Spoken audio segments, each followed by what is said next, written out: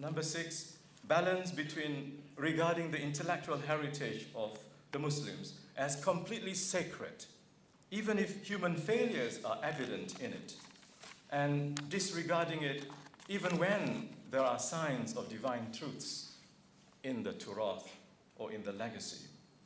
And number 7, balance between realism and idealism. Number 8, balance between liberalism and individualism on the one hand, and collectivism or socialism on the other. And 9, balance between inflexibility, even in matters pertaining to means and devices, or wasa'il, and evolutionism, even in matters of principle and ends. Number 10, balance between renewal, tajdeed, and ijtihad, even in matters pertaining to conclusive religious doctrines, and blind imitation, even in matters which never crossed the minds of earlier generations of scholars.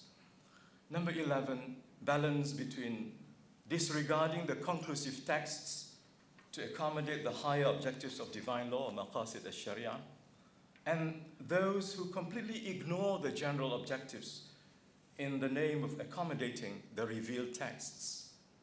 Number 12, balance between unconstrained inclusivism and between locking oneself in one's cocoon or unreasonable exclusivism.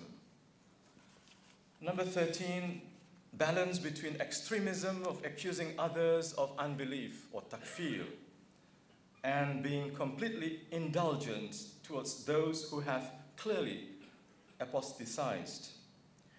Number 4, balance between indulging in politics at the expense of moral integrity and neglecting politics to focus only on spiritual matters.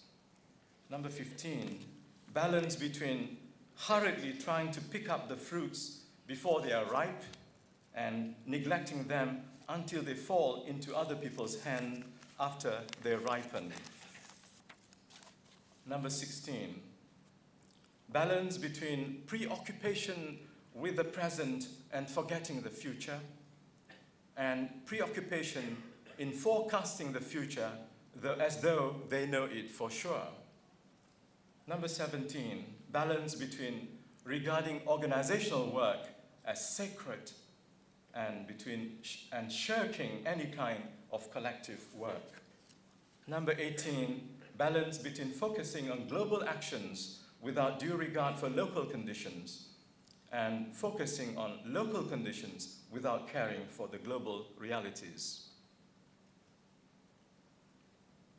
Number 19, balance between being overly optimistic despite the presence of serious obstacles and being overly pessimistic because everything seems to be at odds with one's goals.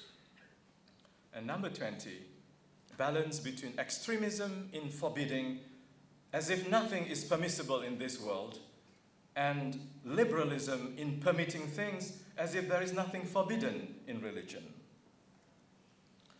In pursuing the path of true al-wasatiyya, 8 religious implications may also be discussed. And let me just refer to these 8 implications. Number 1 is facilitation or at-taysir in the giving of formal legal opinions or fatwa, and emphasizing glad tidings or tabshir in Islamic propagation efforts or da'wah. This is the subject of taysir or fiqh taysir, which has been neglected by some jurists. And thanks to this fiqh of taysir, many of the difficulties which are now being faced by the pilgrims in Mecca and also in Mina have been overcome. And you can see now that at the Jamrah, the symbol of shaitan, we used to be as a pillar going up, round pillar. Now shaitan has been extended like a big wall. So that's the dynamism of shaitan and also the fiqh of at-taysir. And maybe in the next 20 years, shaitan will take different forms. I don't know.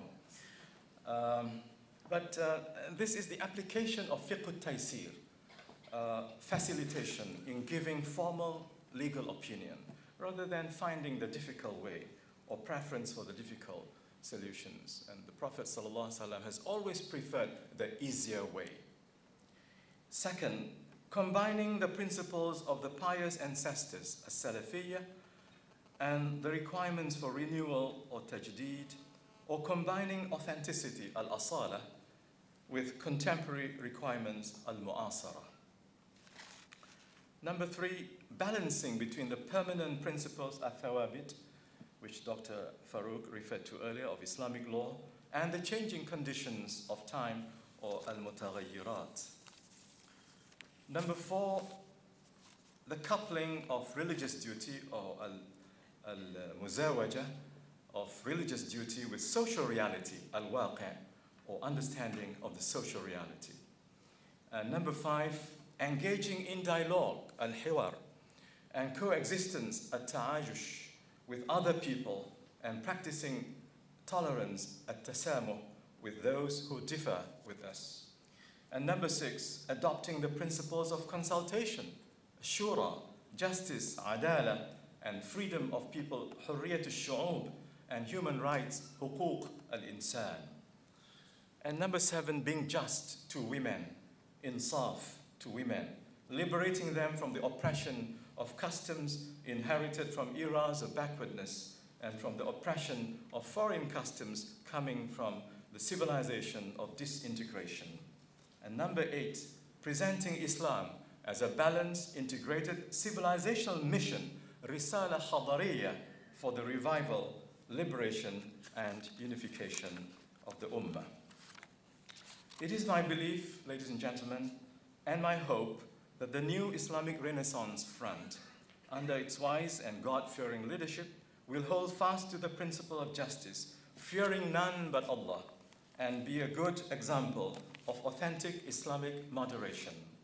Thus, it will be another asset of the Ummah, which would restore the good civilizational image of Muslims as people who have a firm conviction in the worldview of Tawheed, or the belief in the oneness of Godhood and divine sovereignty in the cosmos, and upholding the principles of Iman, of Taqwa, of Amal Saleh, of Ihsan, of Adl, of Al-Amr bil-Ma'ruf wal-Nahyu anil Munkar, of Wasatiyya, and peaceful jihad.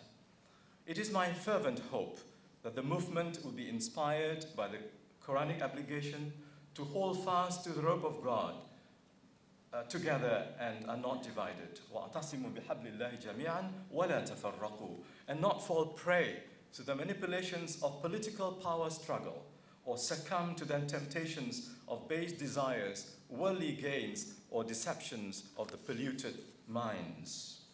The responsibilities are indeed great, but the resources are limited, and therefore this movement, this front has to prioritize its focus in light of the religious obligations and its own constraints. But as long as its leaders and followers are sincere to the cause of Allah subhanahu wa ta'ala and seek only to please Him, the movement shall survive. For Allah subhanahu wa ta'ala has promised that He is with the God-fearing, the doers of good, al-muhsinin, and the true believers, al-mu'minin. May God bless and guide the IRF to serve Him alone, to do righteous deeds in this troubled world of ours, and to reap just rewards in the hereafter. With those words, and seeking Allah's forgiveness for all my shortcomings, while thanking Him for all His blessings and all the good that comes only from the compassionate and most merciful, I have the pleasure to launch the Islamic Renaissance Front as another new instrument for the advancement of well-being in this world and felicity in the hereafter. Assalamu alaikum wa rahmatullah. Minds. The responsibilities are indeed great, but the resources are limited, and therefore this movement, this front has to prioritize its focus in light of the religious obligations and its own constraints. But as long as its leaders and followers are sincere to the cause of Allah subhanahu wa ta'ala and seek only to please Him, the movement shall survive. For Allah subhanahu wa ta'ala has promised that He is with the God-fearing, the doers of good, al-muhsinin, and the true believers, al-mu'mineen. May God bless and guide the IRF to serve Him alone, to do righteous deeds in this troubled world of ours, and to reap just rewards in the hereafter. With those words, and seeking Allah's forgiveness for all my shortcomings, while thanking Him for all His blessings and all the good that comes only from the compassionate and most merciful, I have the pleasure to launch the Islamic Renaissance Front as another new instrument for the advancement of well-being in this world and felicity in the hereafter. Assalamu alaikum wa rahmatullahi wa barakatuh.